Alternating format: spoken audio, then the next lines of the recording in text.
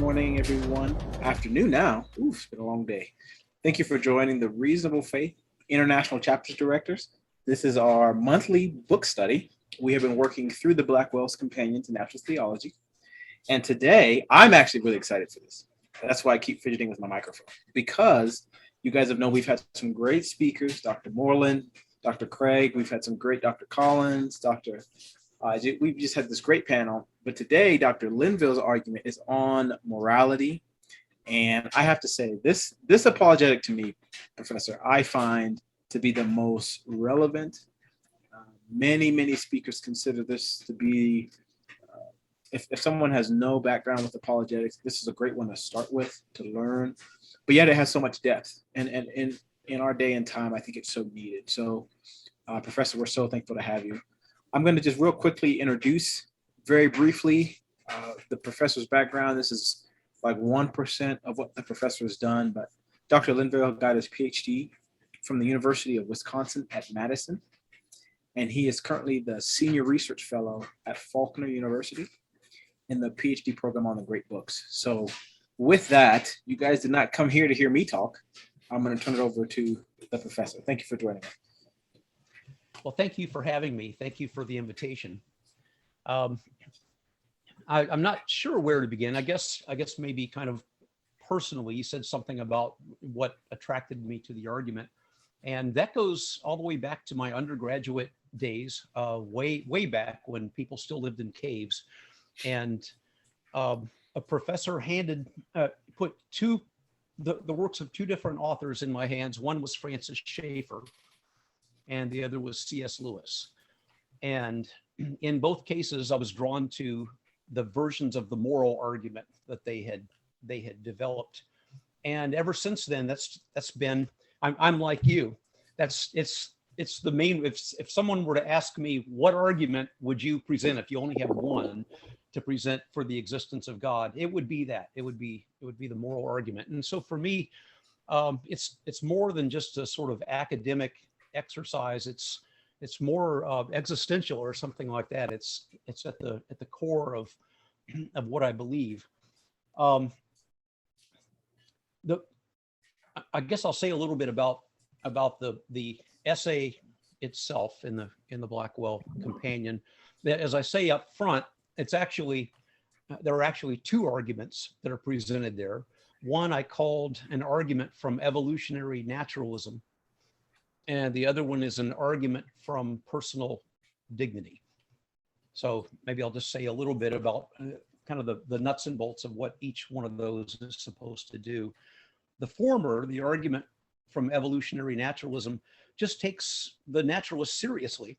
And along with several people including Richard Dawkins and Alex Rosenberg and Alvin Plantinga, have said that for the naturalist, evolution is the only game in town, and I think that's right. So if you take naturalism seriously, the naturalist has an evolutionary explanation for the fact that that people tend to form moral beliefs and to take them seriously. And my argument, in effect, is that given naturalism plus an evolutionary account for human moral faculties, the fact that we have a moral sense or conscience and so forth, that the naturalist is ultimately presented with what Alvin Plantinga calls an undercutting defeater for any and all of his or her moral beliefs. And that's because the kind of explanation that affords itself on that view, evolutionary, the conjunction of naturalism plus Darwinian evolution, the kind of explanation that is presented there is one that seems to explain our having moral beliefs, and perhaps even some of the actual moral beliefs that we do that tend to be universal or nearly universal. What Alex Rosenberg calls core moral beliefs that just seem to be fairly universally shared. The explanation for our having those beliefs is one that does not essentially appeal to their being true, right? And so the explanation is really grounded in their being, they're ultimately being adaptive or fitness producing. And, so that as Michael Roos and E.O. Wilson put it, ethics, actually they make a stronger point than what I make, but I'll quote them anyway, that ethics is an illusion fobbed off on us by our genes to get us to cooperate. And I say that their statement is stronger than what I ultimately defend, because to say that ethics is an illusion that's been fobbed off on us by our genes is to take a position in metaethics and to say, that given this explanation, we should come to the conclusion that there's nothing to morality. It's all an illusion. It's all kind of a mass hallucination, given our evolutionary heritage or something like that. I take a softer approach. My conclusion is not as strong as that. What I argue instead is that given that explanation, we have no warrant for our moral beliefs. And the reason we lack warrant is precisely because of the fact that the explanation that's afforded on evolutionary naturalism is one that seems to yield the result that we would have the kinds of beliefs that we do, whether they were true or not, right? Just because all that seems to matter is the fact that given the right beliefs, the right behavior tends to follow, and right behavior is right in terms of its being adaptive, for reproductive fitness, ultimately. I guess that's the gist of the argument. There's a lot of detail in there that maybe we can get to with some of the questions that you may have with regard to that. So it's really a kind of evolutionary debunking argument, as it's come to be called. So that's the first of the two arguments. The second one, an argument from personal dignity, basically is this. What I argue is that if we start with what I'll just call common sense morality, the morality of the average person on the street, it seems to me that the convictions of that man on the street with common sense morality have embedded within them certain principles that may be unstated. That common sense morality ultimately implies these. And what I have in mind is just this, that we have direct duties to persons, right? And which is to say that persons have moral standing, right? So if you ask, for instance, is the act of rape wrong? Hopefully your answer is going to be yes, rape is wrong. But different ethical theories offer different explanations as to why rape is wrong. And so the important question is, what is it about the act that makes it wrong? And my argument is that you don't have a plausible explanation for the wrongness of an act such as rape, and unless your explanation can allow for this simple fact that it's an act that wrongs the victim, right? And that implies something like a rights view, that individual persons have rights, that they natural and inherent rights, and so we have direct duties to them based upon those rights, and the rights in turn are grounded in their dignity or their inherent worth as persons, right? And so like kind of stage one of the argument is to suggest that the best account of common sense morality is one that appeals to the dignity of persons. And ultimately a respect for persons view, right? So and then phase two of the argument, or stage two of the argument, is that we can best account for the dignity of persons on theism as opposed to naturalism. So it's a kind of probabilistic argument.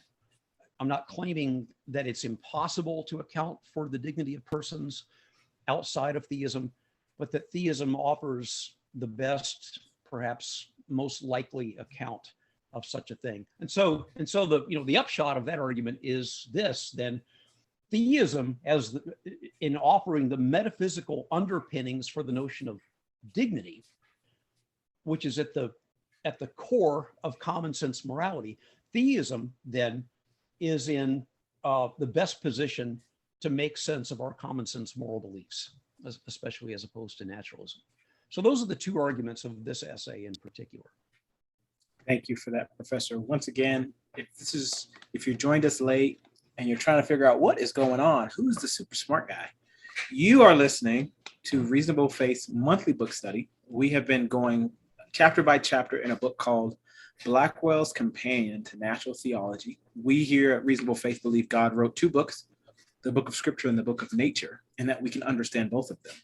And today we're discussing a very hotly contested aspect of the book of nature, which is our understanding of right versus wrong. You know, Professor, some time ago, I was captivated by a question. The question was, what is our greatest need? I couldn't sleep. It's like I ended up giving a talk on it. And then in 2018, I was invited to speak here in Colorado Springs to some of the city leaders, City Hall. And the two talks before me, one was about building development. The other guy had just been commissioned to deal with the transient issue. A lot of camps have been built around the city and things of that nature. And so I get up and I talk on ethics. And it was so interesting. It was so interesting because one of the correspondents had flown in from like Boston or something. And he was like, oh, that was fantastic. Another guy, one of the city officials, was like, oh, I disagree with everything you said. It's like, I can't wait until we can debate, you know. But I feel like this what you're talking about today, even as a believer, has really captivated me, right? Because I remember as a young man sitting in church, I was one of those ones raised up underneath the church, just always in church. And I remember sitting there thinking about moral implications of what we were talking about. Right. And if you consider yourself an intellectual, it's very easy to run through scenarios of like, okay, well, what about in this instance? In that instance, right? And I think the media does a good job right now of showing the devastation when we misunderstand these things. So I'm very, very excited. I would love if there's anyone that wants to unmute and pose a question directly. I will be bringing a question in a little bit, but I want to create space for some of the other that has come from some of Kai Nielsen's work on his Ethics Without God. And it stems from the idea that I actually have part of the quote. And it's more of an epistemological question when evaluating the grounding of morality, like with the ontological reality. And since you're very familiar with this work, I'm hoping that either you can correct my thinking or maybe steer it a little bit more in the right direction. It seems as if moral thinking has within it some type of objectivity with reason. And what I mean by that, let me extrapolate that a little bit further. 2 + 2 = 4 seems to be a necessary truth in every possible world. But if we're thinking about morality as an action, then doesn't it seem to be the case that morality, we should be thinking correctly about morality, kind of a higher standard that guides the action? Within thought itself about moral actions, there seems to be some type of obligation about thinking about those moral actions correctly. If that makes sense to you, could you speak to that in some regards? Can you say a little more? I'm not quite sure where you're going with it. It just, and I'm still kind of fleshing these ideas out, but there seems to be some type of moral nature to reason itself, that you should think about morality in the correct way. Does that make sense? Does that help a little bit? Yes, except, I mean, my first take on that, it sounds like we're saying there's something rational about morality as opposed to there's something moral about reason. I mean, maybe it runs both ways. Okay. Well, maybe that is the correct way to think about it. And I'm still fleshing out my ideas, but somebody that's been involved with the discussion of morality is going to know this in more depth than myself. Maybe I just need to think about it a little bit more and flesh things out in more detail in lines with the established works that's already out there. But it was something that was inspired by Kai Nielsen. And I think I'll just leave it at that. Well, did you say that you had a quote? I do. Yeah. And I think it's on page 31 of his first edition. He says, since a being that is merely supremely powerful and intelligent could be evil, no believer in God can get their model for what one ought to do. No believer in God can get their model for what one ought to be and do simply from knowing that this kind of totally unlimited being exists. And the fact that a supremely powerful, intelligent being issues commands does not by itself invest those commands with moral authority. Consequently, one must judge in advance using one's own prior moral as well as intellectual standards that this being is completely, ultimately, and perfectly good. So what he's getting at is some type of inbuilt epistemology about evaluating God's goodness. At least that's the way I take it. I'm happy to be corrected on that. Mm-hmm. But if that is true, that there's some kind of built-in moral structure to how we evaluate God's goodness, or some type of, and I would go further, some ontological grounding, then it seems like that innate rightness is built into our very evaluative criteria. Does that make sense? Yes, it does. Okay. I would agree with that. It sounds like Nielsen in that passage is doing a kind of rehash of an argument that Kant gives in the grounding of the metaphysics of morals, where he argues basically that, that if all you have in your concept of God is one of a supremely powerful being, with all of the omni properties, without also adding that God is good, if all you have is that, then to try to derive morality from the commands of such a being like that leads not to a moral position, but it's actually opposed to morality. And as a matter of fact, C.S. Lewis has a similar argument where he says, if we can't know that God is good, and then so that possibly God's black is our white and vice versa, morally speaking, then when we obey God, he says, quote, we ought to be equally ready to obey an omnipotent fiend, right? And so the Kantian insight with that Nielsen seems to be trading on is very similar. And so the point is just this, that in order to be able to say we ought to obey the commands of God, we need to know that this commander is good, that God has the moral authority to issue the commands. And what Kant and Nielsen seem to be arguing is that, well, once you do that, then you're imposing moral standards that you already had. So, right, you have moral knowledge. You're appealing to some kind of principle to which you had access, which cannot have been derived from God, right? And instead of saying that morality is based upon theology, it reverses things. Theology is based in part upon morality.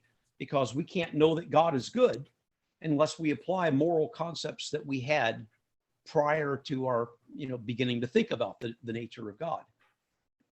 Ultimately, does that make sense?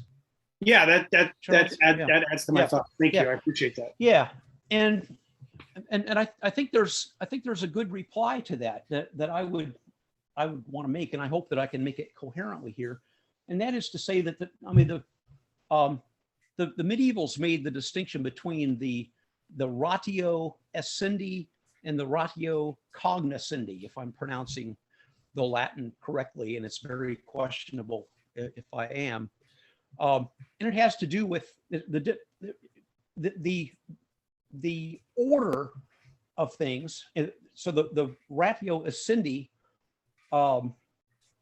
has to do with metaphysics, basically, right? And so what you might say as a theist is that in the order of being, God is first, right? God is at the ground level of things, and everything else is derivative. It depends upon God. And so in terms of ratio essendi, God has priority. But ratio cognoscendi has to do with how we come to know of God. It's an epistemological point. And it may well be that we begin with concepts to which we have access already, and move towards God in that way. So there are two different senses of priority. One is metaphysical, God comes first, and the other is epistemological, and maybe something else comes first, presents itself to us as we approach God. And I think it's open to the theist to just say, in reply to Kant and to Nielsen here, to just say this, that if God is responsible for our very moral faculties, and we believe that in addition, God is necessarily perfectly good, and therefore God does have the right to, the moral authority to issue moral commands as he does, then there's no problem for theism in the fact that we're appealing to those moral faculties that are instilled by our perfectly good creator, right? And so it doesn't, I think the Nielsen Kant argument is supposed to lead us in the direction of some kind of autonomy, that there must be something in addition to God that's grounding morality. I don't see that. And I would recommend the writings of, for instance, William Alston. Alston had a great piece that was unpublished until Dr. Craig included it in his Philosophy of Religion volume. But it influenced me heavily when I was writing my MA thesis for Dr. Craig. It was circulating unpublished. It was a paper titled "What Euthyphro Should Have Said." So, and you can find that. I think it's circulating on the internet, but it's also in Dr. Craig's. I think it's a Rutledge volume on that. Very, very helpful stuff. And Robert Adams has a similar view there. And what the view implies basically is that we should think of God not as literally morally good in the same way that human moral agents might be thought to be morally good. I'm morally good insofar as I'm like God, right? On the kind of view that I would defend. But we don't want to say that of God, that God is morally good insofar as, that would be kind of vacuous.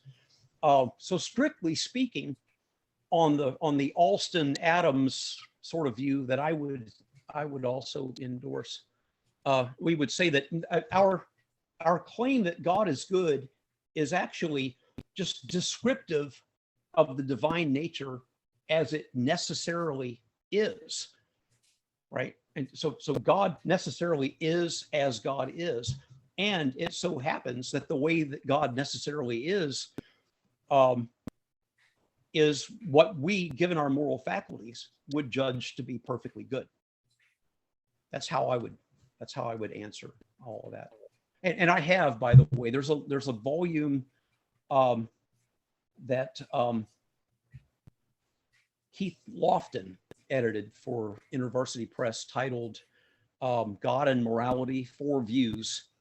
And in one of those essays, I try to deal with exactly that problem.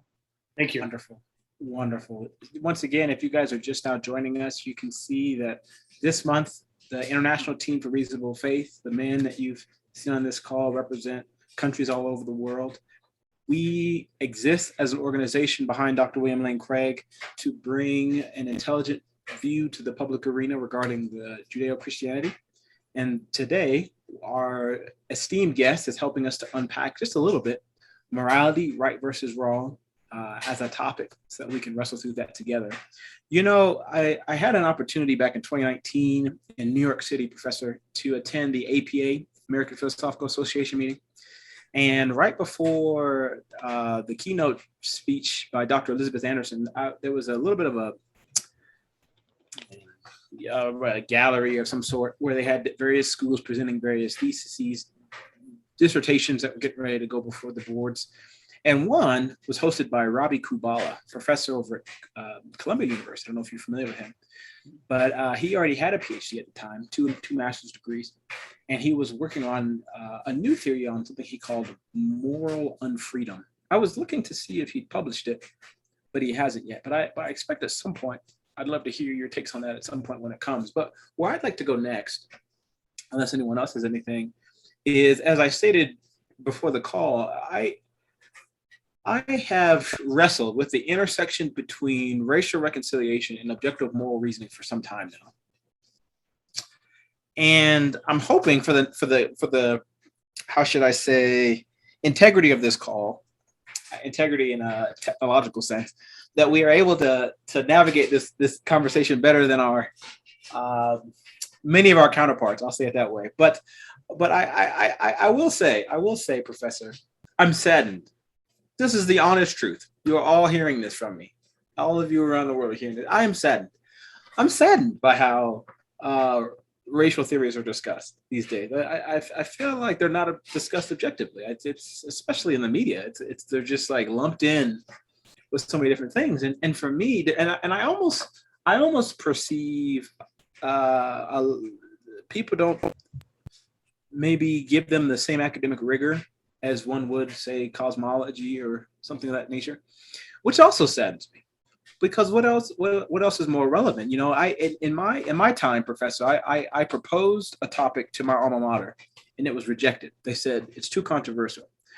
And I proposed at the time, this was maybe 8 years ago. I said, I believe there's a right and a wrong way to even think about not just morality, but as it relates to racial reconciliation.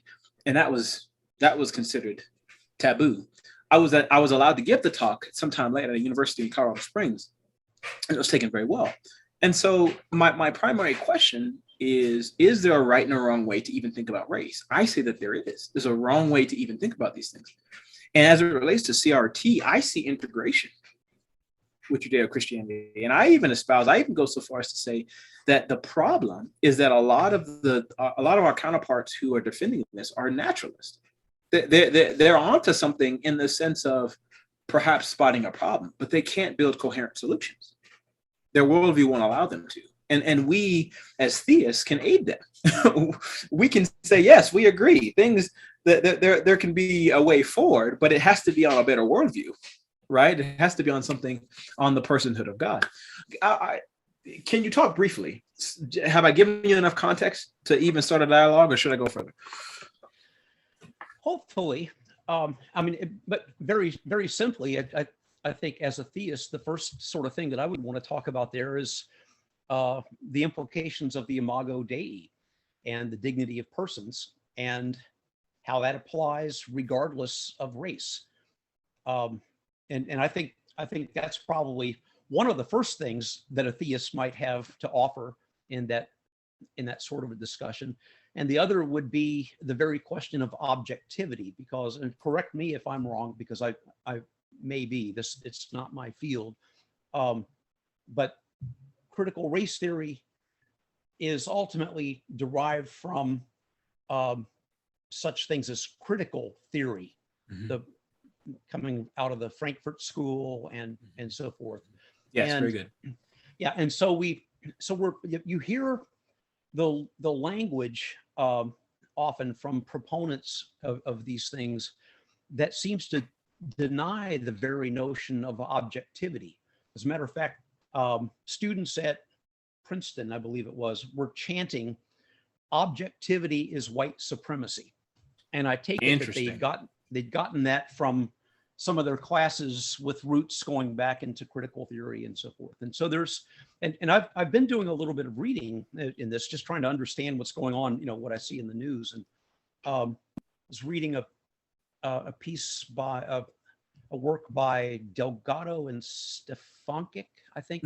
It's just critical race theory and introduction. And they talk about this a little bit, just in the early chapters, as far as I can recall, just the very suggestion that, that objectivity, especially in the court system, for instance, that's something that they challenge, that they question. So, yeah, I mean, as a theist, on the world view, first of all, I think, we believe that there's such a thing as truth. Right. And we also believe that there's such a thing as the dignity of persons.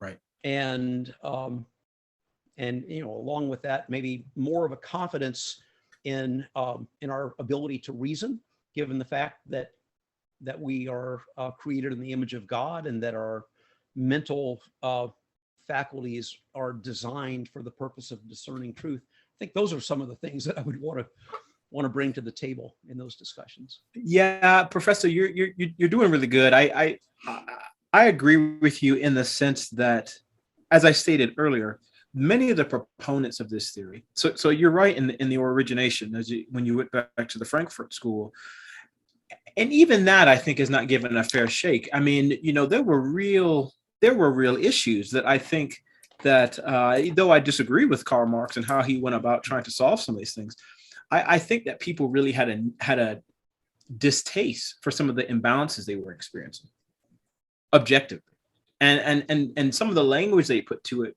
albeit wasn't maybe as precise as it could have been, was still the outworking, I think, of a reality that they were experiencing. And I think as this evolves over time, there are groups that find themselves in these positions that say we're unhappy with what we're experiencing. Okay, I don't think there's anything invalidating about that statement. But what I tell people is that you cannot build a worldview on pain. You have to try to build one on principle. And when I give this talk, people will often say, well, we want to hear your pain. And I say, well, I understand that, but that's not how we go forward. So Delgado, a lot of these Ivy League educated lawyers, yes, do live in a world where objectivity is fairly fluid. But once again, I think the primary issue that they have is that their worldview doesn't allow them to build something coherent. Critical theory resists essentialism. So by definition, it can't be well defined. It stays very ambiguous. So here's what I offer, and this is where my other degree helps me out. So as I told you before, I'm finishing a master's in data science. If we look at a bell curve, Professor, 95% of the upper echelon of government, the political atmosphere, business atmosphere, and the private religious sector is dominated by Caucasian males. That is not a controversial statement. That is an observation mathematically. So because we live in a merit-based society, that either means one of two things. Either that means that Caucasian males are more qualified for these positions, or that the system is inherently wrong. Either answer doesn't offend me, okay? It could be said in reverse. You can tell I'm excited. The people have never seen me. I'm usually just the host. I'm excited today. I was excited for you. This is my thing. It can also be said in reverse. In the United States right now, statistically, the lower echelon of incarcerations, domestic violence, you pick a category: poverty, illiteracy, overwhelmingly the Black American male. Once again, that's not my idea. That's an observation. These numbers imply something. What we do with these numbers, I argue, should be in line with truth, as you said, objectively. And I believe the theist, and on the basis of the Imago Dei, can look at these things and can recognize that it's a sin issue, and that the way forward is one where personal accountability in line with the divine providence of the Holy Spirit allows us all to move away from personal prejudices towards reconciliation. That is my ethic, and I get there through epistemology and through objective moral reasoning. Does that help? Is that helpful, Professor? Sure, it sounds right. It's hard to know how you can take any kind of position on some of the issues of today, like to be an environmentalist or a feminist or a social justice warrior, in general, that kind of thing, without also being a moral realist, right? So if you believe, as some of these folks seem to believe, that that justice is just a kind of social construct, that you're not really appealing to any objective reality as a moral realist might, then I think social justice warriors should change their names to social construct warriors and realize that they're not really talking about justice or injustice. What they're doing, consistent with their own premises, are kind of spouting their own subjective feelings. So when they say that this is unjust, what they're saying is more like, I don't like this, which is a far cry from what the language would seem otherwise to imply. So once again, I think as Christian theists, we have a perspective that not all of our naturalist friends may have, and we could go back to Martin Luther King Jr. himself as an example. I mean, he as a minister and as a Christian theist, he was appealing to a transcendent, objective ground of justice found in the nature of God, ultimately. And I think that's what made his message so powerful. Yeah, I mean, my heart goes out. There are people who are watching this call. This might be the first time you've heard of Reasonable Faith or Dr. Linville or Dr. Craig or any of this. Maybe you've been in church your whole life and maybe you've been wrestling with the media, and so you're watching this call, and your background may not lend you the vocabulary for many of these things. But I want to say to anyone watching, I think we do live in a time, as the professor said, where things are very, very confusing. And I think when we talk about right versus wrong, there is no other conversation, I'm sure you would agree, Professor, that is more under attack in our day and age, in the history of this country, than what is right and what is wrong. In every level of academia, there are people arguing on all sides of sexuality, ageism, gender fluidity. I mean, everything's on the table. Everything's given an equal shake. Things that 200 years ago people would have considered downright evil to even think about is being proposed as legislation. I mean, we live, I would say, in the most ethically ambiguous time in the history of mankind. And with that stated, there's real dangers, right? Because what Dr. Linville and myself, this is a little presumptuous, but I believe what we would say is that there's consequences. There are ethical, there are ontological or consequences that you will experience for your decisions. And not everyone believes that anymore. And so what we're talking about here today is very important. If you've never heard of Dr. Linville, I encourage you to pursue some of his writings, some of the great writings he mentioned earlier. If you live in one of these countries, the Philippines is on the call, Wales, and you want to go deeper than we've done here today as it relates to morality, reasonablefaith.org, find a chapter near you. These men and women will be more than happy to help you unpack these things. We're coming up on time, Professor, and I want to give you the floor to kind of land the plane. Any closing thoughts? And any director, if you guys want to weigh in with a final question, but this matters so much to me, as you can tell, because I have spent more time crying this last year over the things in the media than any time in my life, just seeing people that just hate each other. And I've got friends that are police officers that serve, my family members serve. I've got friends on all sides of the conversation, and I have just never seen this level of hate and vitriol and distrust permeate every level of ministry as we have in these last few years. And so I just appreciate you sharing some time. Looks like one of the directors from the Philippines, Omar, wants to ask a question. Omar, go ahead and unmute. We'll ask your question. Dr. Linville will give you closing remarks, and we'll end the recording. Go ahead, Omar. Thank you, John. My question is a basic question from the book.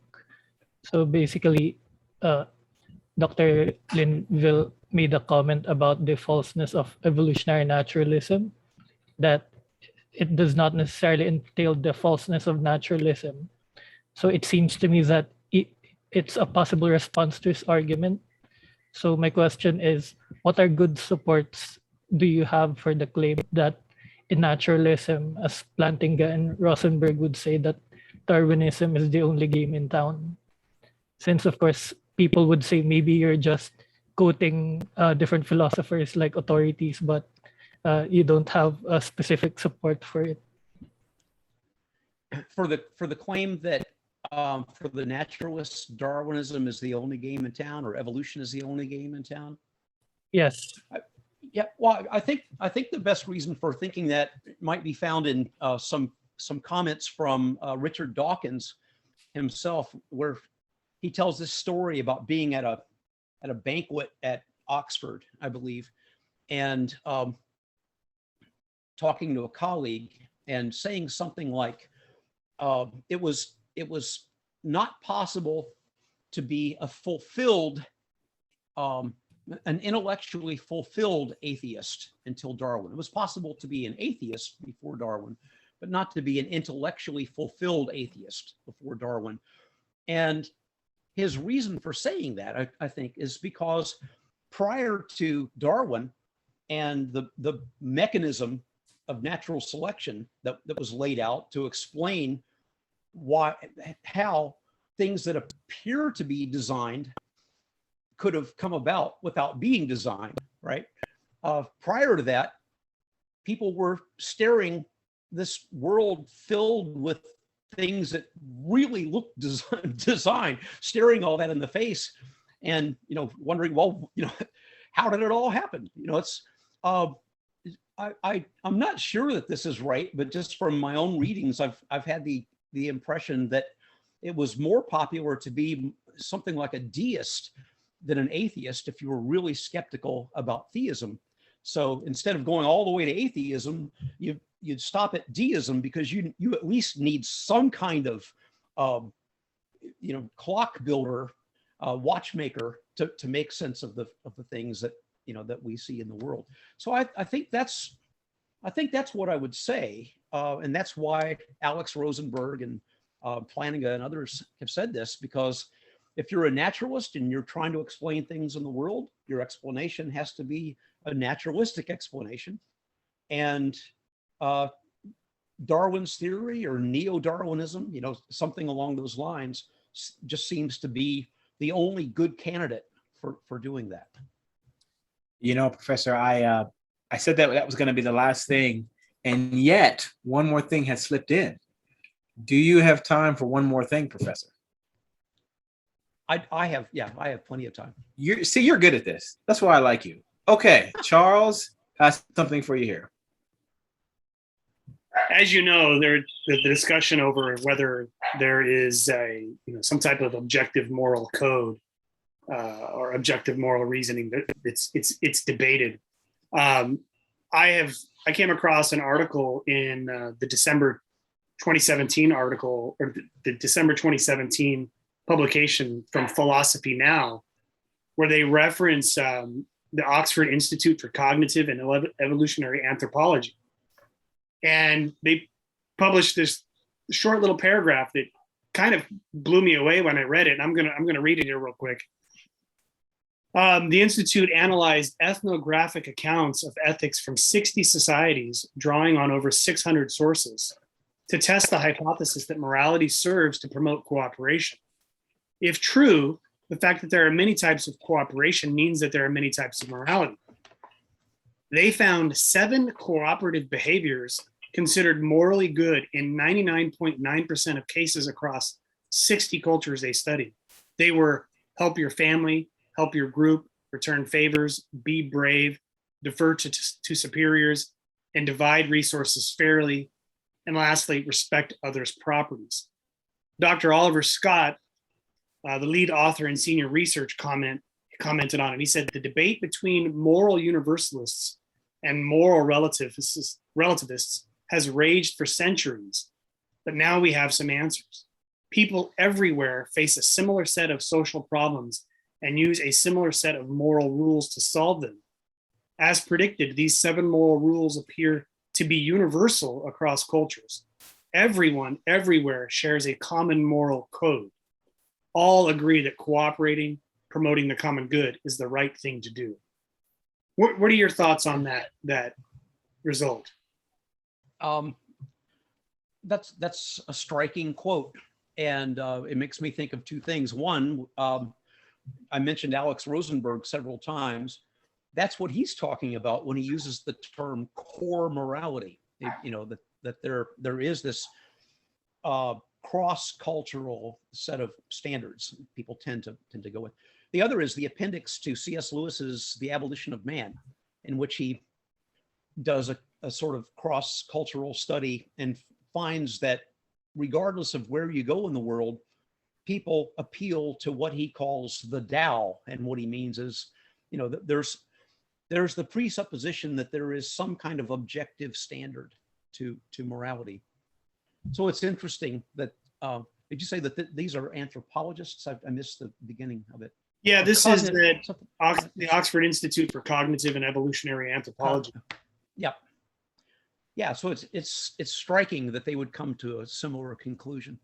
Yeah, and then obviously the question is how do we ground that, right? That's what the ontology, the grounding of it. Exactly. Yeah, I've used that in several discussions because I think it's a very powerful statement. Yeah, and I'm sure that everyone here has thought through this, but so often you'll hear a theist will offer some version of the moral argument, and the atheist's rejoinder will be, I don't have to believe in God in order to know the difference between right and wrong. I don't need to open the Bible in order to be good or to be a virtuous person. And I think the best reply to that is, you're right. As a matter of many years ago, I created a cartoon based upon The Far Side. The Far Side has a cartoon that has in 2 windows, what we say to dogs. And the guy is saying, okay, Ginger, I've told you, no more getting into the trash, right? Stop it, Ginger, that kind of thing. And what dogs hear, and it was just blah, blah, blah, Ginger, blah, blah, blah, Ginger. And I changed that to, I found a little cartoon of Richard Dawkins, so he was my atheist. And so it was what we say to atheists and what atheists hear, right? So what we say to atheists is, there would be no objective morality unless God exists. What atheists hear is, you can't be a good person unless you believe in God. And that's just not the argument.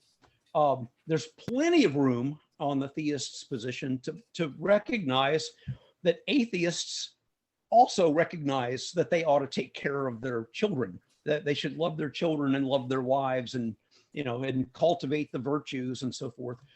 And so it's a part of the human constitution. So the real question is, what is responsible for that constitution that we all share?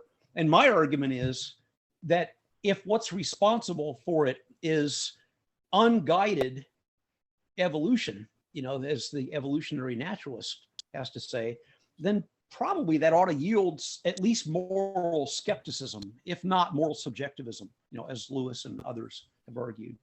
If theism is true, then that constitution is designed, and our moral faculties are designed partly for the purpose of discerning moral truth. So, thank you. So that's where the argument, I think, rests. Thank you so much. If you're just now joining us, this is the monthly installment of Reasonable Faith. We're doing a book study. Professor, I have to let you know this. Some of the people on this call that are attending and participating have a 15-hour time zone difference to you. I mean, they're all the way across the world right now, and because of that, sometimes they don't hear what I say. But we just had a question filter in. We've got 5 minutes left. I'm trying to be good. You all are my witness. I'm trying so hard to be good. I'm trying to land the plane. But one of our directors from India just got on, and he would like to ask a question. So I'm gonna give him a chance, because it's like 16-hour time difference between us. So he should get to ask a question. Go ahead, sir. Thank you so much for this time. Hello, everyone. Okay, I'll be very quick in stating my question. This is a more of a situation, or I would say cultural or region specific question. So yeah, okay. We have a village in some 70 kilometers to the west of Delhi, and it is a village full of thieves, right? So in their culture, it is profession. At the time of marriage, the bride's family asks the groom if he can jump a wall, because he should be good at stealing things. He should be a good thief, so he must know how to jump a wall. That is the kind of a village we are having. And now this example came up to me when I was talking to my father. He's not a Christian. He's a Hindu, atheist / Hindu. So somewhere in between that. So he said that there is no moral faculty among those group of people, and they steal. They find it good. They find it a respectable profession in their local culture. And he further gave me the example. For example, if I'm relating these two incidents, there was a scheduled caste. Casteism was a very highly major factor in India. As racism is in America. So similarly, there was casteism in India. And what he states is that during the time of casteism, people who would even hear Hindu scriptures, even listen to them, they used to pour liquid glass, boiled molten liquid glass into the ear of the person who has heard the Hindu scriptures. And people were so much mistreated. Yet they didn't revolt for thousands of years, according to the Hindu mythology. I don't believe it was 1,000. I believe it was just a few hundred years. But they didn't revolt because they were kind of satisfied morally. They didn't feel that they should revolt against all those things. So what he says is that morality ultimately is developing over time through different notions that are set by majority of the people. How would a person answer to a claim like that? And he gives me these two examples. So that's why I said it's a region-specific, culture-specific question. Thank you, sir.